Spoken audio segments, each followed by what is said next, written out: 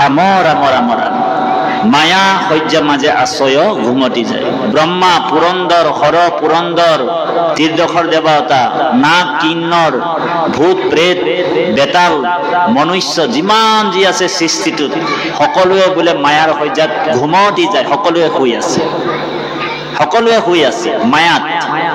এতিয়া আপোনাক মোক কোনে জগাব? আমি আইসকলক কৈছো, মাসকল আমাক জগোৱাজন কোন বাৰু? কোনে জগাব আমাক? সেইকাৰণে কৈছে তুমিহে চৈতন্য সনাতন। আমাক যোনে জগাই ৰাখিছে এজন হৈছে সনাতন। সনাতন মানে চিৰস্থায়ী, আজিও আছে কালিও থাকিব। আৰু এই পৃথিৱী বিনাশ হৈ গ'লে, ব্ৰহ্মাণ্ডৰ বিনাশ হৈ গ'লো তে থাকিব। সেইকাৰণে ব্ৰহ্মা আদি কৰি জীৱ যত ৰাম ৰাম ৰাম মায়া শয্যা মাজে আশ্ৰয় ঘুমতি যায়।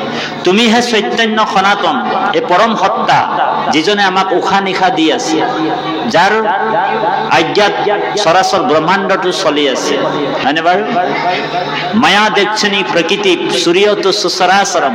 গীতাত কৈছে, হে অৰ্জুন, মোৰ অবিহনে এটা গছৰ পাতো নলৰে।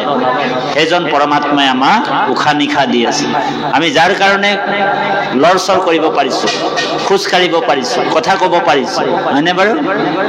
আৰু সেই পৰমাত্মা যদি আমাৰ শৰীৰৰ পৰা ওলাই গুচি যায়, তেনেহলে এই শৰীৰটো ভেল হৈ যাব, হয়নে? কোনোবাই যদি খুচি খুচি আমাক জ্বলাই দিয়ে, আমি গম পাম নে বাৰু? নাপাম। কোনোবাই যদি গছকি গছকি মাটি দি দিয়ে, পুতি পেলাই, তথাপিও আমি গম নাপাম। আৰু কোনোবাই যদি এই দেহাটোক যদি কোনোবা হাবিয়ে জংঘলে পেলাই দিয়ে, তেতিয়া বাঘ ভালুক সিংহ শিয়ালে খাই কিনি বিষ্ঠা হৈ যাব, হয়নে? মল হৈ যাব। গতিকে এই শৰীৰটোত আমি কেতিয়াও অহংকাৰ কৰিব নালাগে। তাৰপিছত পাঠৰ মাজত আমাৰ সোমাই যাবলৈ সেৱা জনা হৈছে আমাৰ পৰম শ্ৰদ্ধাৰ বাপসকলক। তাৰপিছত আমি এটা কাহিনী কম, 1 মিনিট